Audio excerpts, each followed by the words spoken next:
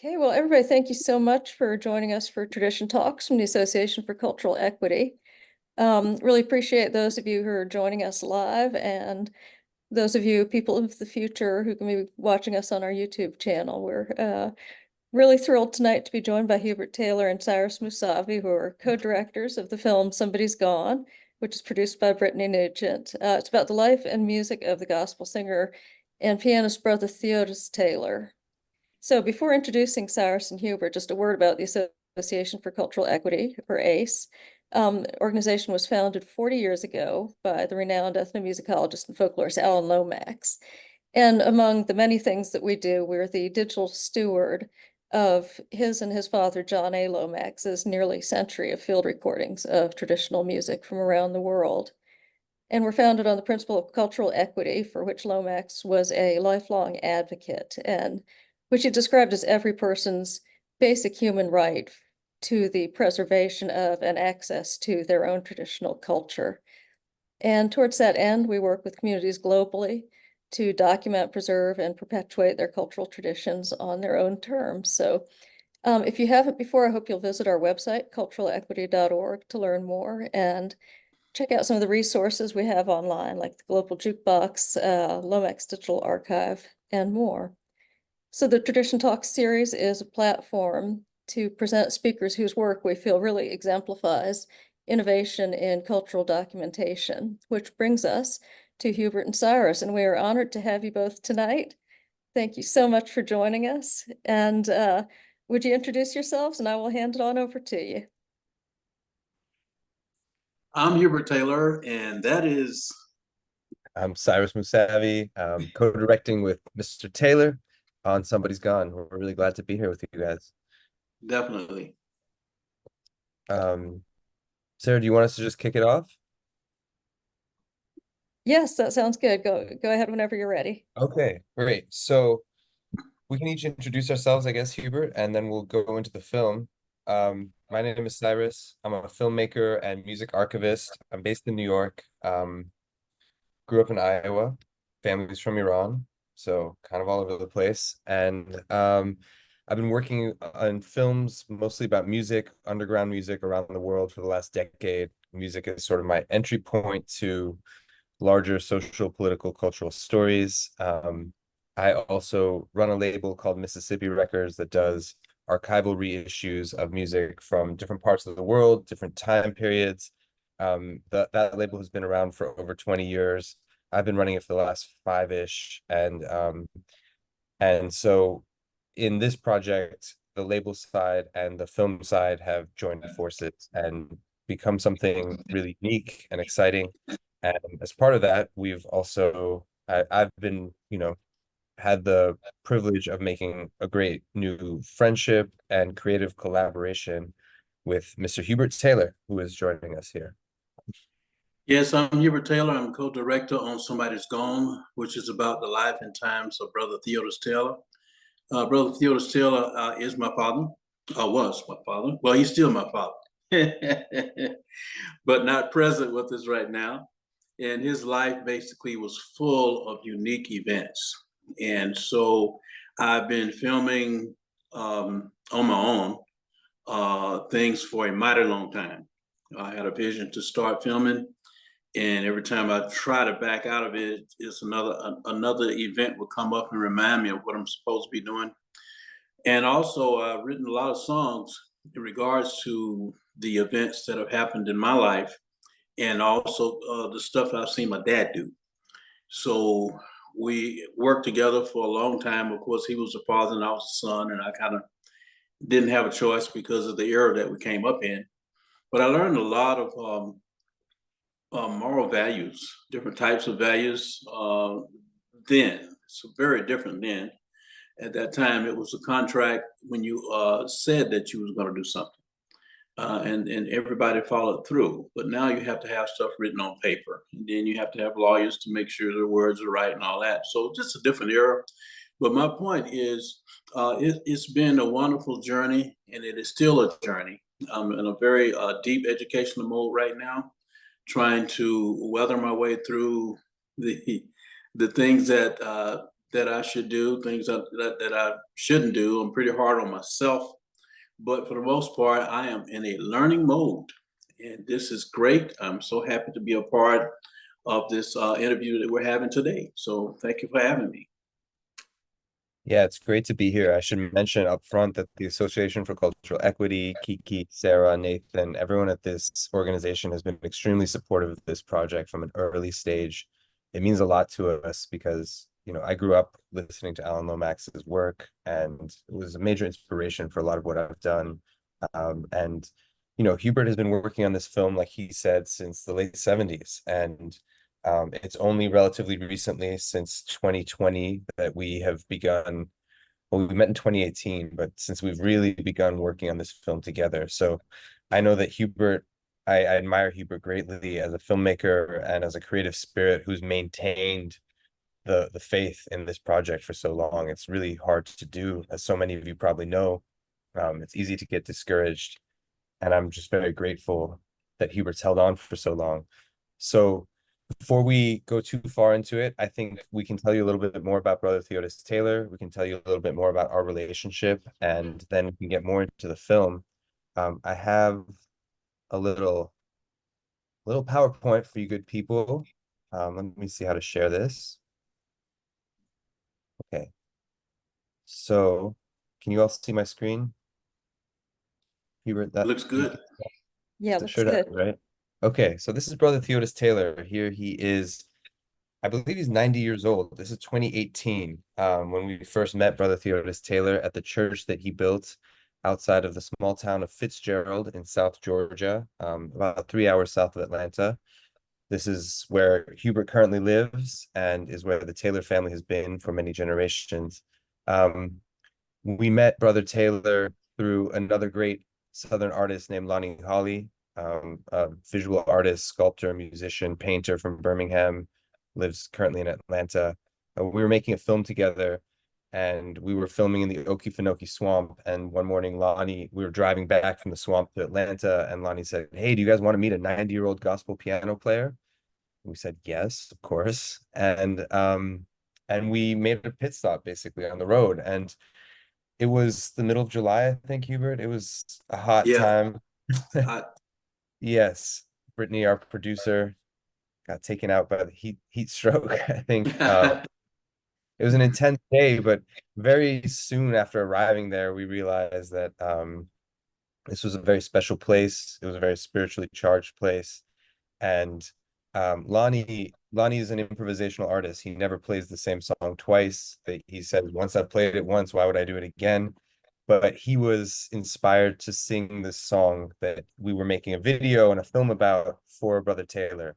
They had a long conversation, and then Lonnie sang this song called "I Snuck Off the Slave Ship" for Theotis Taylor. I'll just play you the last few moments of that. This moment was a very powerful one. So I snuck off the slave ship, just to sneak on another, to get back home, to get back home, to get back home.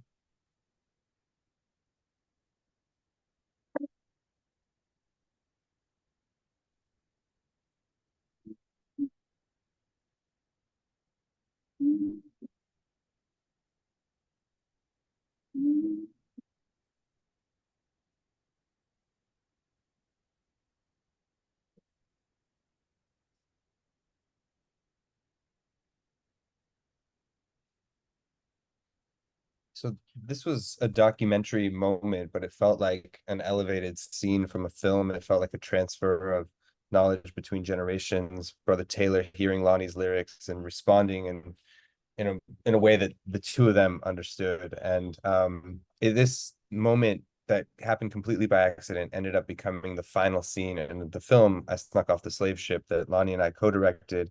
That film premiered at Sundance. It appeared at many festivals around the country and around the world. When it came to the Atlanta Film Festival in Georgia, we invited Hubert and Brother Taylor and a large group of people from their family, drove up from Fitzgerald. Brother Taylor was so charming and funny on the red carpet that this guy, who was one of the reporters there, thought that he was the director of the film. He was just so full of energy, so full of life, and everyone who met him was blown away by him that night.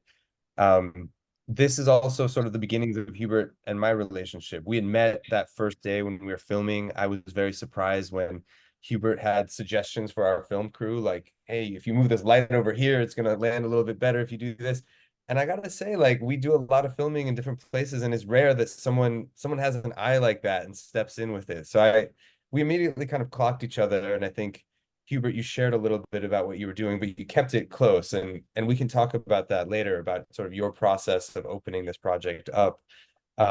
But we saw each other basically, and then at this festival we had a really good time, and after that we started talking regularly about releasing a record of Brother Taylor's music on Mississippi Records. And we're gonna do a brief interlude into some of the like vagaries of copyright and ownership of music, because I think ownership of this material is a very important theme in this project, and who tells the story and who it belongs to. So after the festival, we started talking, hey, let's do a record. Brother Taylor's made these incredible 7-inch singles that are very hard to find, but he's also recorded dozens of reel-to-reel tapes where he would just fast and pray and let the spirit come down, and then just knock out like a 20-minute, 30-minute reel of music on a tape recorder on his piano. Just utterly beautiful music. So we started talking about doing this. And shortly after meeting Brother Taylor, I realized that one of his songs had actually appeared on a Mississippi compilation before I had taken over the label. And it was a song that I was familiar with, one that I really loved. I'll just play a little bit of his music so you can hear what his recordings sound like.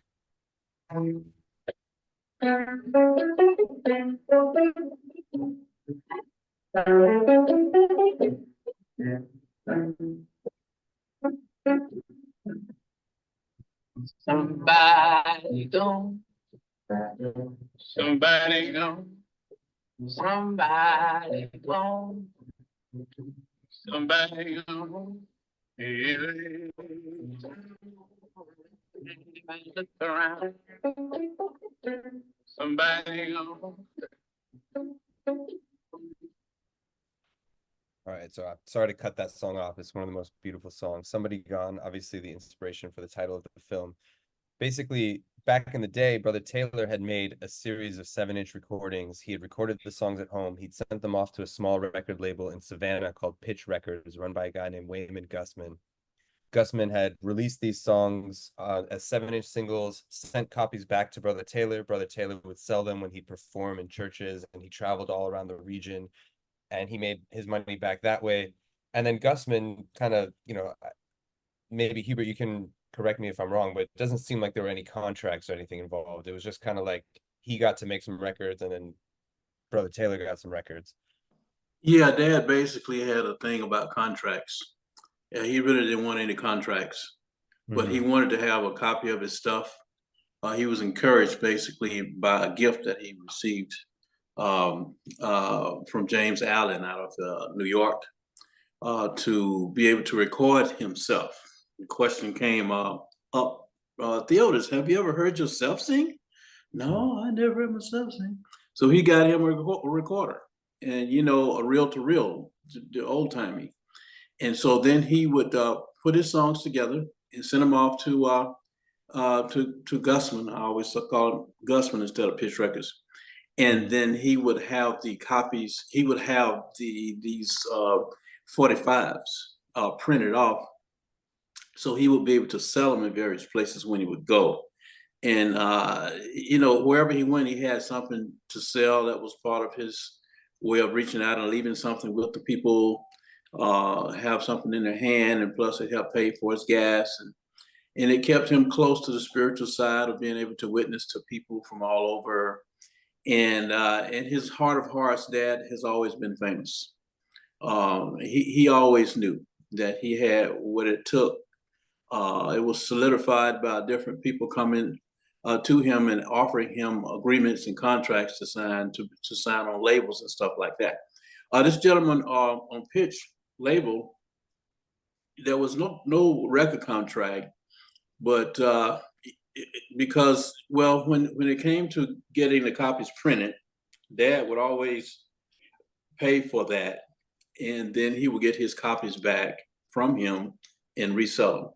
But, you know, I think we're back in the day, this gentleman, he would seemingly make a bunch of his own copies and get them around to different radio stations. Dad was famous in places he didn't even know anything about. Chattanooga, Tennessee was one of the places he was really famous. People loved his music and his style of singing. And with him having some history with Sam Cooke, performing together on a number of occasions coming down through the South Georgia area, it just kind of solidified the fact that, you know, he can do it if he wanted to. But when the opportunity came up for him to go to California with Sam, gave him an invitation, he didn't want to go. He wanted to be close to his family. Dad was a family man.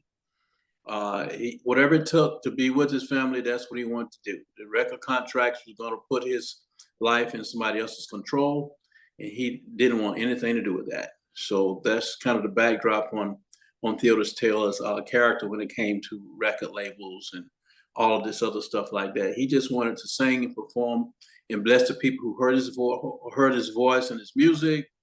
Matter of fact, it was so unique till there are some people that came down through here that had heard him before. And when it was time for the 100th celebration at Carnegie Hall, they remembered Theotis Taylor and invited him to perform in Carnegie Hall in 1990. I think that was on November 13th. And so he had the privilege of being able to do a 30-minute set on the stage at Carnegie Hall. And that was a really, really big deal for him. He didn't know it. He just kind of brushed all that stuff off.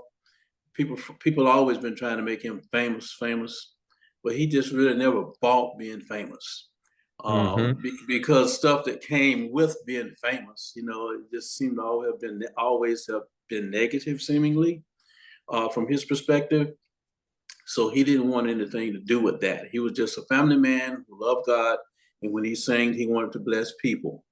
And so that's kind of the foundation, you know, for Dad's music. Yeah, thank you, Hubert. That was one of the most beautiful things about his work to me, was that he did have the opportunity to go out into the world, and he chose not to. He chose to stay close to home. Funny enough, it was George Mitchell, the musicologist and music recorder, who first heard Theotis Taylor's music, invited him to the Georgia Grassroots Festival in Atlanta, and then through there, Theotis Taylor was invited to play at Carnegie Hall. And when we went to visit George Mitchell in Florida a few years ago to ask him about his experience with Theotis Taylor, he said first that Theotis Taylor was one of the greatest artists he ever heard in all of his years of recording. And this is a man who recorded with Furry Lewis and all these people. He also described playing Brother Theotis Taylor's music for Alan Lomax once. And he said Alan Lomax fell out of his chair and started comparing it to this and that. And George Mitchell has an amazing drawl, and he was just like, he went berserk. Describing, which was really beautiful. So yeah, I mean, just to return to this narrative of how we all got together, and also speaking about how this music has traveled before and how it's now traveling. Brother Taylor, for all the reasons that Hubert explained, made these recordings for Pitch Records, never really had a deal, never really had an interest in any kind of deal. And this wasn't uncommon. There were dozens of small labels across the South, especially, that would make these sort of records for artists to be able to sell at their performances. And whether it was explicit or not, it was kind of like, we're going to give you your records and we're going to make a few more to sell ourselves. And Gusman had a shop in Savannah, and he sold his records there. When Gusman passed away, his archive and Pitch Records, which, you know, you see the little copyright on there, was sold to Big Legal Mess, a record label. And they, you know, kind of legally came across the rights to not just Theotis Taylor's music, but Adolphus Hall, who was a local musician in this area, the Five Stars of Harmony, an amazing group from this area that performed with Theotis Taylor a lot. All of these guys sent their records to Savannah. Pitch had the rights to them. And when Mississippi wanted to do a compilation of this music, they licensed it, and by the book, it was all legal from Big Legal Mess, which owned the rights to Pitch Records. So there's a way in which, you know, you have legal rights to music and copyright, and then there's sort of the moral rights where you're like, wait a minute, that it's amazing that Brother Taylor never knew that any of this had happened while it was all in the up and up. So anyway, long story short, this music I had heard before, and it had come out on the record label that I was now running. So Hubert and I were talking a lot. We wanted to do a record of Brother Taylor's music. We got together and actually signed the first recording contract of Brother Taylor's career, which was a big step, I think. I don't want to speak for you, Hubert, but for me, certainly was a big step in our relationship. It was something that I also felt uncomfortable doing, knowing the exploitative history of relationships between labels and musicians, between North and South, between not quite white, but kind of brownish and black. It's like there's a lot of layers there. But I was really proud of the contract that we signed together, and I was proud of the work that we did in explaining it to Brother Taylor, to speaking together about it, to making sure that it was something that we could look back on and say, like, this is as important to our relationship as the music that we're going to release in the future. I think it did a lot. And then we put together, through a lot of hard work and through Hubert's collections, I mean, this project became possible, but Hubert held on to everything. So we had amazing reel-to-reel records, we had photographs, we had video. I went back to Fitzgerald. We did an oral history with Brother Taylor, where he explained everything. We spoke for almost 2 hours. This is an amazing photo from, I believe, 1952, Hubert? Yes, 1952, yes. Right. This is Brother Taylor's first press photo back when he played guitar before he switched over to the piano. Yeah, and this is, Mhm. go ahead. Go ahead, please. I was going to say that this is also during the time when he won the competition over in Albany, Georgia. It was 13 groups in Albany, Georgia, and Brother Theotis Taylor won first prize. Right. And after it was over with, there was a gentleman in a wheelchair. He never did recall the name of the gentleman. He's the one who took this photo and gave it to Dad. And so this was an awesome moment for Theotis Taylor. He had been playing guitar for a group called the Georgia Harmony Heirs. And as it turned out, his style of playing was picking the guitar and strumming it, kind of like a banjo, but he fixed it to where it would, work well with his voice. And he had such a unique style of doing the guitar to this. Just I've never heard anybody else play the guitar like he did. No. So it was a good time. And then not long after this picture in 1957 with Peacock label called Peacock, he recorded 2 other songs that was put on a vinyl, a 70. I forget, I don't know what the inch is on it, but it's you got 3 speeds. You got 45 as a speed, you got 33 1/3 as a speed, and then you got 78 as a speed when it comes to the spinning of the disc. Right. Or the record. Well, that one was done on 78 speed. It was real thick. It was really a master copy that was supposed to be used for printing or whatever, but Dad just, he had me to keep it and all that kind of stuff. So yeah, this was a really special time. Yeah. That was the 10-inch. Oh, sorry. What did I just do? Can you hear? Okay. Sorry. That was the 10-inch shellac that they had made as a sort of demo copy. And I think from what I understand, they never even released that record in the end No, never did. Probably good for your dad, because Peacock is another famously unfair label from Houston. Well, if that's the case, then that probably explains why, and I won't call the group's name. That's probably why one of those songs on there, on that recording, was done by another group that was real famous for a long time. Okay. And so Dad influenced a lot of groups when he would do these little recordings and stuff and expect people to just kind of be fair and on the up. Dad had a problem. He expected everyone else to be just as honest as he was. He expected everybody he met to be just as nice. He would always give everybody the benefit of the doubt. That was just kind of the guy. That was just the kind of guy that he was. So when people would take advantage of him, it's just part of his life. He just kind of just kind of wade right on through the water and kept on going. But yeah, he has really influenced a lot of different groups, because he started out with a group and played for them for quite a few years. So yeah. Right. Yeah, so this is, I mean, there was such a wealth of history between Brother Taylor, who was tack sharp at that time, the most amazing memory for dates, and between you, Hubert, who had all the material archives of this history. I knew that this was a really important project and a really fruitful one. And we digitized some of the tapes My mother and my dear father. that hadn't been listened to since the 70s.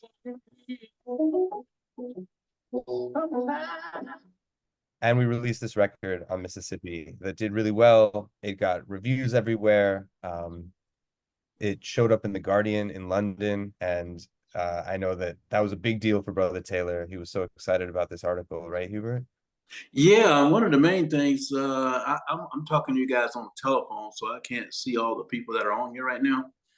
But that was an amazing person, Rebecca. Forget her last name, but anyway, she's the one who put that article together there, The Guardian. And Dad was so happy to get a chance to talk to her. We did a crazy interview via Zoom. It was like a weird type of microphone. Let's make the voice loud so we can get it done through the phone. She can probably tell you about it on her end, but on our end, it was a crazy one. We did it in our living room, and it turned out really well. She got a chance to ask a lot of questions. Used to ride around in the car with Rebecca on the line. I tell you, he just was smiling from one ear to the smiling just like that, and he just really loved talking with her. And her questions were really good. She really got down to the brass tacks of what made him tick, and we were both proud of that. Yes. Yeah, yeah, beautiful. It was so nice to, after, in his 90s, Brother Taylor was getting this worldwide recognition and hearing from all these people. So it was only then that we decided, after this record, we decided to make a film together. And I guess the story, Hubert, you had been telling me about your filming and your archives, and you told me about a film called Shades of Black, just the title of which struck me, and your reasons for making it struck me. I was trying very hard to be focused on one thing at a time, get this album out, and then see what's happening next. And to be honest with you, I know how to make a record like this, but when you were talking about 50 years worth of archival footage, it was a little bit intimidating. So we released this album. We have a really, we've built a relationship, a foundation over several years. And then we're like, all right, let's turn towards this work that you've done. And Hubert, maybe you can fill everyone in on what you were up to while your dad was making all this music. Well, of course, my life went on in a different direction. I did so much church, so many things dealing with the spiritual realm, as far as knowing the difference between the spirit of truth and the spirit of error. It's just an amazing environment to grow up in. Give you a small example. I don't know of anyone. If you can find them, I'll give them $10. I don't know of anyone who has ever heard Brother Theotis Taylor ever used the D word, the S word, the Q word, whatever those words are. Theotis Taylor never, ever used any profanity ever. I have never heard him do any of that kind of thing. And so I didn't want to be a part of that, because number one, I couldn't, everybody, all of my friends were going to church on Sunday, and I'm going to church on Saturday. I'm thinking like something is wrong with this picture. We're in church every weekend. On Saturday, we go to church, regular church. But on Sunday, Daddy is doing all these tours up and down the road in Miami, Fort Lauderdale, Jacksonville, wherever he's asked to come. It's just like he was really on tour all the time. I mean, every weekend. And so I just was amazed at how he did his thing. But on the other hand, I didn't want nothing to do with it. I like R&B.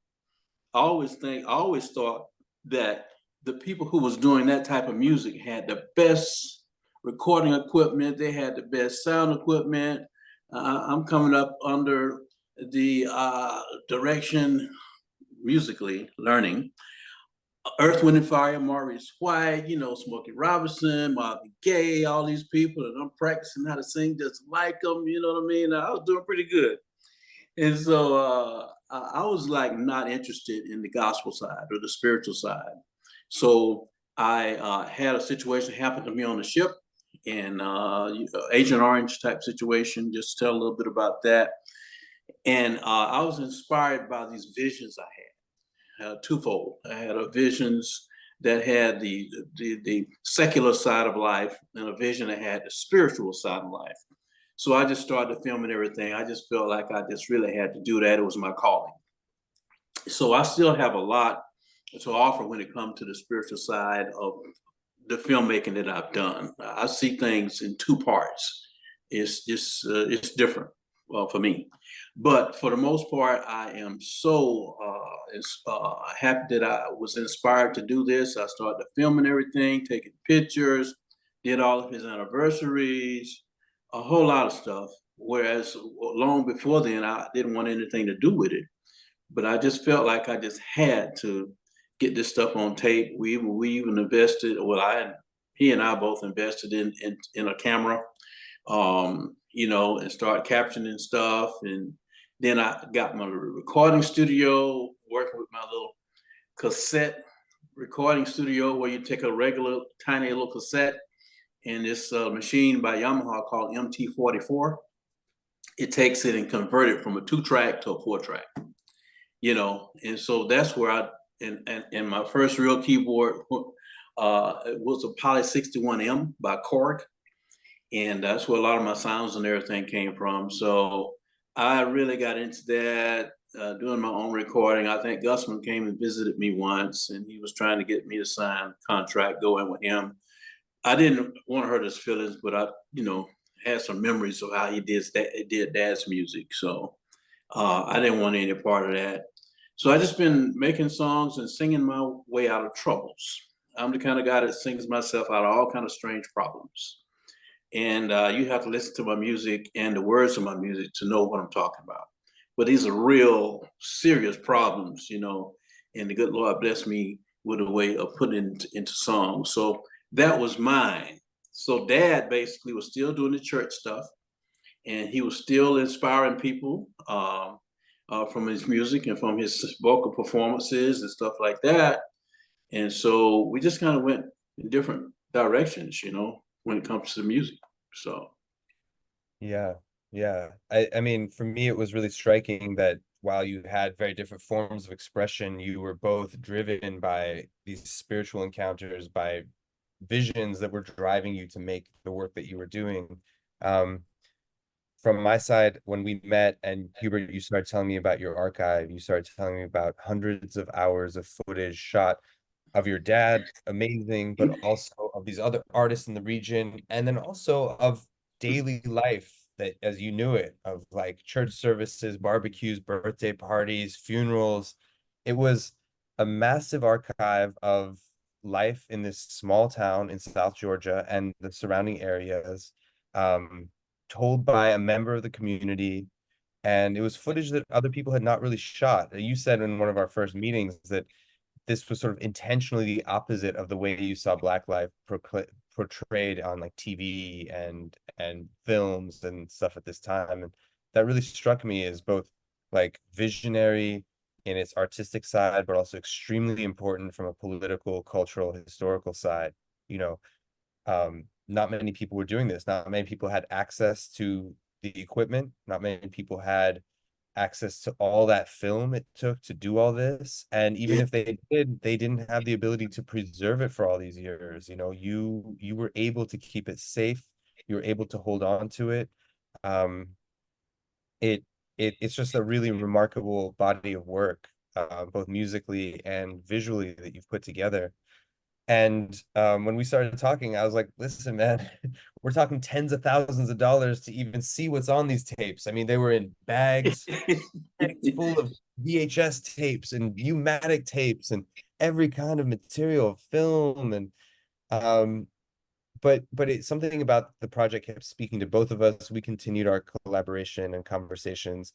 And at the beginning of 2022, I had like applied in a state of utter depression in the middle of the pandemic to a creative capital grant and had like forgotten about it and had gotten the scholarship thing and it had gone to my spam inbox. I'd completely missed it. I'd forgotten I'd applied for the thing. And one day I went to see an email about Bitcoin that my friend had sent me. I was like, oh, this is probably in my spam inbox. And I was like, what? We have $50,000 to make this film? And you know, the day that money arrived in the bank account, not all of it, but a chunk of it arrived, you called me and said that Brother Taylor was in the hospital and he was sick. And I was able to fly straight to Fitzgerald and we really began this film process. So the timing was amazing. I'm going to show you all about 10 minutes of footage from the project. It's still in the works, but this footage will include images shot by Hubert. It'll include some later interviews. A big part of our project is one of the other like brilliant things you said to me, Hubert, was that you wanted to show people back to themselves, to remind them of who they were and who they've become. And that became a real theme of this project, not only digitizing, but then sharing it with all the people who are in the footage, seeing it back. And I think another major theme is this idea of documenting your own history, preserving your own history, especially in a place that seems intent on erasing it. So unless you want to add something now, Hubert, I can roll on this footage. Yeah, it was a long time filming. I did a lot of it. I enjoyed it. I had the opportunity. I had the equipment to do it. And my resources, believe it or not, I mean, it came from my VA money. I made sure the family had everything, but every chance I got to buy a little something extra to further along, that's how I supplied myself for tapes. I said, the good Lord gave me this money, not just to waste it. And you know, I can do some stuff with this. So that's why I have such a big archive, because every chance I got to film something, I'm out trying to capture people from where they are. And I like doing it from a realistic standpoint of view. I really don't like fabricating and adjusting and doing all those things like that. I like the brass tacks, right down to earth. You know, who are you? Who am I? Because I even did some filming for me, about me, in the vision that I had. And it was amazing for me at some point. I don't know if you're gonna show that or not, but for me to be able to see who I used to be and my explanation for my vision long time ago, that Hubert Taylor and the one now. So I am very humble. I do not see myself, I have to tell you, I do not see myself as a film director. I don't. I just don't. I just feel like if I jump over in that, something is going to start happening to my head, and I won't be able to put my shirts on anymore. I won't be able to put my jackets. I won't be able to walk through the doors. You know, so I just want to keep myself very humble and just do the work. Just do the work and stay focused, because I said it on more than one occasion. I really do have like about 3 movies in my head. At least. About 3, at least 3. Yeah, I think And so, you know, so right now it's just a really good thing to watch it develop like it's developing. These miracles are coming about, are not something that I did or you did.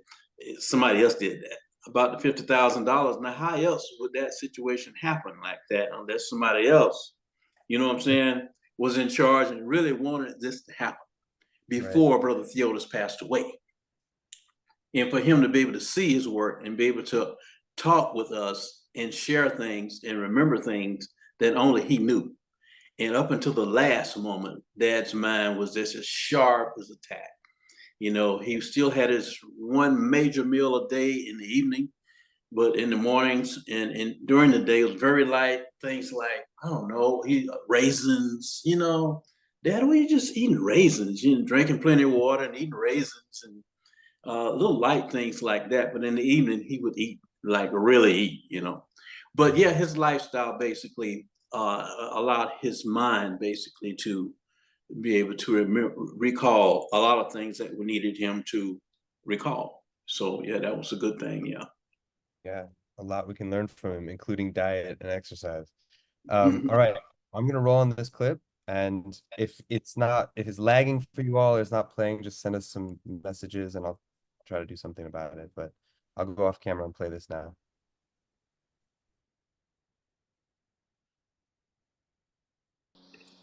Sorry. Hey folks, sorry if that was a little laggy or anything, but you'd think Zoom is the primary form of communication in our decrepit era would be moderately functional, but that's that's a taste of what we've been working on. We continue to take new steps forward, do new parts of the project. We recently signed a deal with public television, which means that the film will be broadcast on PBS as well as festivals and all that stuff when the time comes for those. So it's really exciting to have an outlet, and we continue to work on this project in a collaborative way where Hubert knows this footage intimately, knows this story backwards and forwards, and made all this footage, and then me and our film team, Troy Lewis, Brittany Nugent, Sophie Harari, we are sort of translating, but also collaborating as creative partners in this work, which is its own tradition talk that we can go into on another time. I did want to say that as part of this project, we've been very interested in Hubert's archive, of course, but also we've met several other people in the area who have kept larger than normal, I would say, like collections of photos, videos, artifacts, and we actually collaborated with ACE, with Sarah and Kiki and everyone at the association to apply for an NEA grant that we received last year and allowed us to put on a community archiving workshop in Fitzgerald and to also host a major playback session where we played, as Hubert had said before, his footage back for the community in Fitzgerald. And that was at the Grand Theater, a very famous old theater in Fitzgerald, one that until the late 60s, I think, was a white-only theater or was a segregated theater. Yeah. And we took it over and turned it into a screening room for Hubert's footage. I have a little bit of stuff that I can show you, just some photos from that briefly before we call it a day or we take some questions. Let me try to share the screen. So these are some photos from that session on one day. This was in December of last year with the NEA grant that we got with the help of the Association for Cultural Equity. On the first day, we invited people from Fitzgerald to bring their own archives in to the Grand Theater. We collaborated with the Community Archive Workshop, which is a volunteer network of archivists who come and help with this kind of work, and also the Smithsonian Museum of African American History and Culture and the University of Georgia all sent people down. People brought in photos, videos, vinyl. We advertise it in the top left. That's me and Hubert on the local TV station, just getting the word out. And that was a really beautiful day. It was sort of like providing not just digitization services, but also tips on how to preserve your materials, why to preserve your materials, kind of continuing this work that Hubert's been doing. And then the next day, we actually had we invited everyone and we had this big screening session. People watched the footage and we also filmed that. I think it'll be the final scene in the film, but part of the idea was that Hubert has always had this vision to show people back to themselves, and we got to do some of that in this famous theater in town. I'm sure for you even more than for me, but it was a very intense, heavy weekend, but very exciting as well. Oh, yeah, it definitely was. And, just a lot of moving parts to the whole thing. But we got through it. And Yeah. being behind the scenes and behind the curtain and all that, it was just kind of back to the old days. I've just always been the one who has been trying to make all of the microphones work, make sure that all the groups are in place, everybody's in place, communicating, with folk, and it just kind of trying to be in two places at one time. And so it just kind of took my mind back to the old days when I had to do it all. Actually, I did it all. So, yeah. Well, you jumped right back into it and made it happen. This time you had a little bit more of a team, thankfully, but Yeah.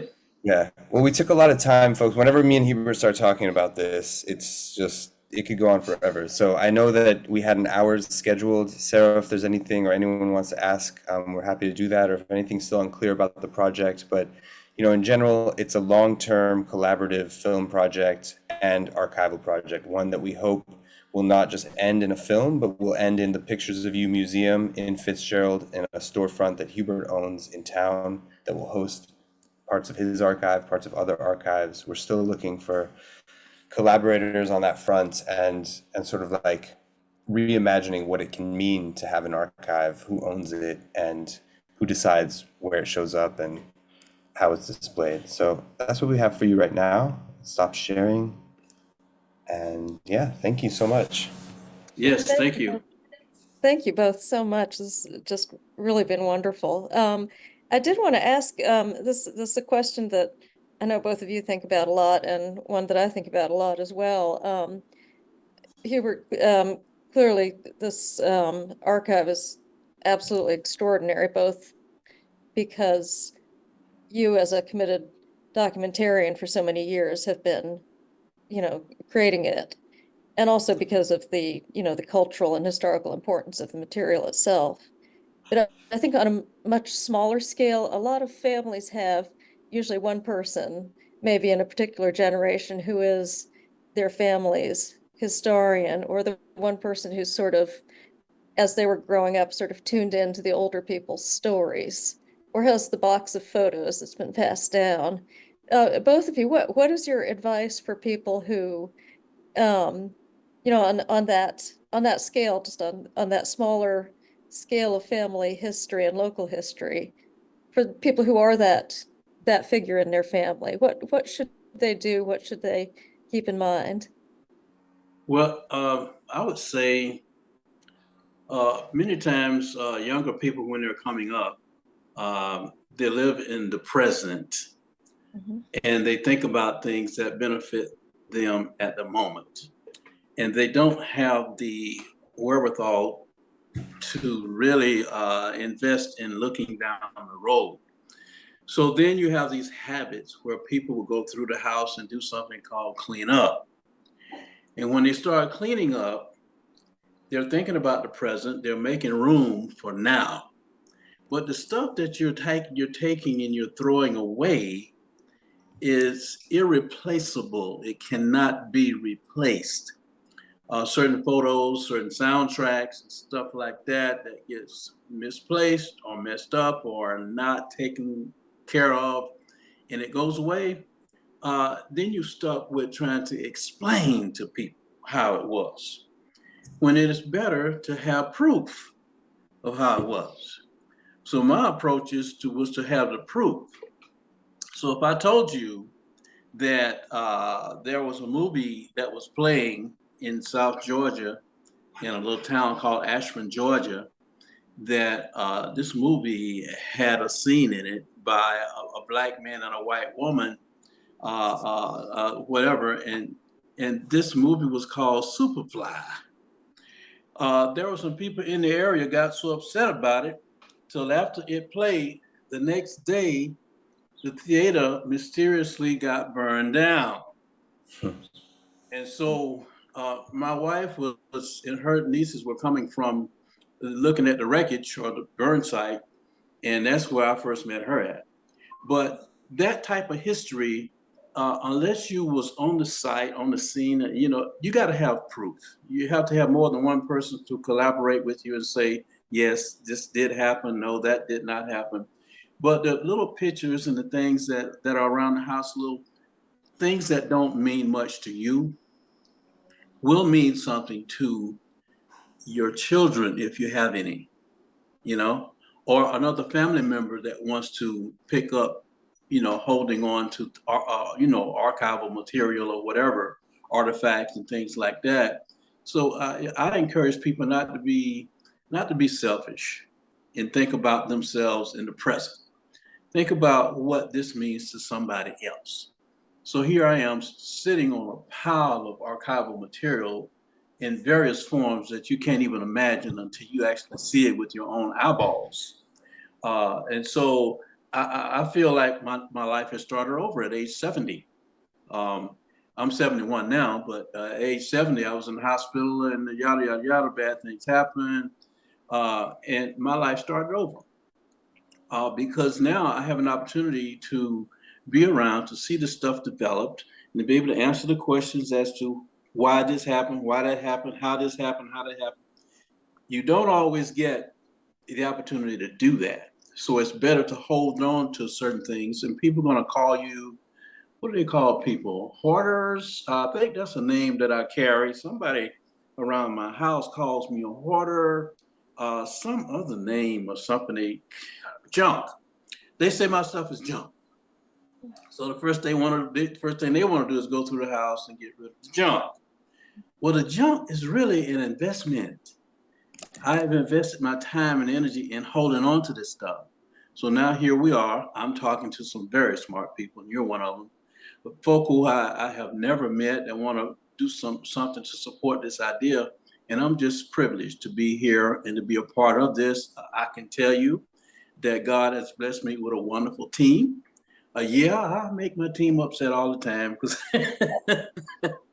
I'm one of these guys that if something needs to be done, I'm gonna go do it.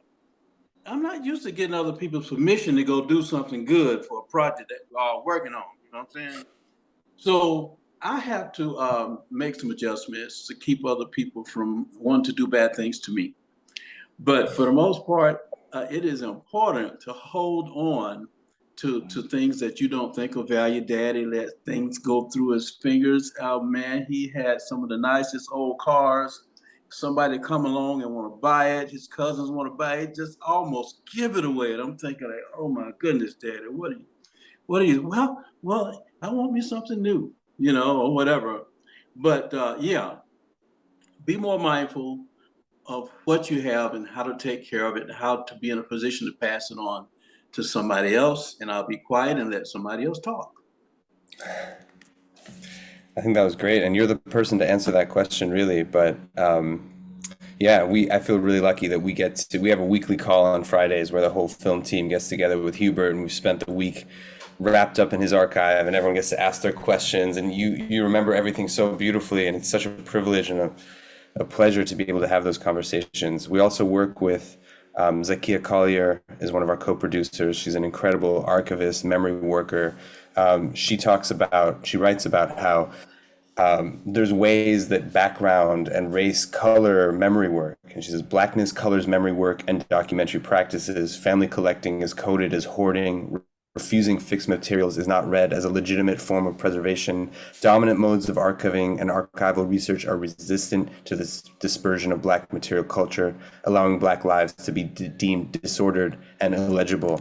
In Hubert's case, it's his wife calling him a hoarder. So I don't know if this, not to blow anyone's cover, but it is true. I wouldn't read it on Zakia's like more global scale, but this is a thing that, in one person is an archivist, another is a hoarder. One person is preserving, another doesn't know how to let go of things. And I think it's really important to remember that archiving takes on many forms. It doesn't just look like an institutional format. And what the folks you're talking about are doing, the person in every family who keeps the material, these are the people that later researchers just are so grateful for and thankful for. And every time we come across the work of someone like Hubert, or even people who don't have the expansive vision and resources that Hubert managed to cobble together and put together, I'm just so grateful for what they did and for their vision and their generosity to future generations. So yeah, they're doing the work, and none of what we do is possible without it. Where can viewers keep up with what's next for the film and what both of you and all of you are working on? Well, I'm practicing how to be in my place. I'm learning how to just kind of stay locked into that moment of time where I help to develop all of this footage, and as needed, I can share with the rest of the team. The team that I work with, they're pros. I'm not a pro. I'm just a guy who had a vision to do the recording, and I just had a passion to hold on to it, to keep it, and then write songs about it, and then perform songs about it, and stuff like that. Been blessed to almost be able to sing exactly like my dad and to be able to play exactly like him, that kind of stuff like that. I like to hold on to those moments and memories because I'm having trouble with the digital world. I am sorry to tell you, it is an awful thing to have to try to learn stuff about Google Drive. Oh, gee whiz. And folders and all of that kind of stuff. I mean, it's just bad for my brain. So I have to try to get other people to do that type of moving digital messages and and stuff around like that. It's frustrating. I'm not easily embarrassed, but I guess I should be. I have a smartphone that I can't operate the smartphone as good as well as my grandchildren. This is terrible. I'm 71 years old. I'll be 72 in September.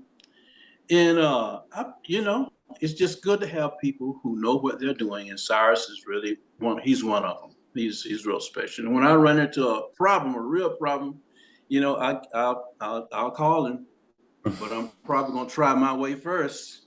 And that's when I get in trouble.